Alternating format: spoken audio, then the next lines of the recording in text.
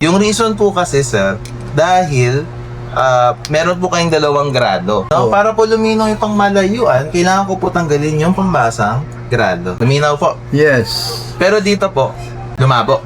Medyo mababa pero mabasa ko pa rin. Opo. Yung reason po kasi sir, dahil meron po kayong dalawang grado.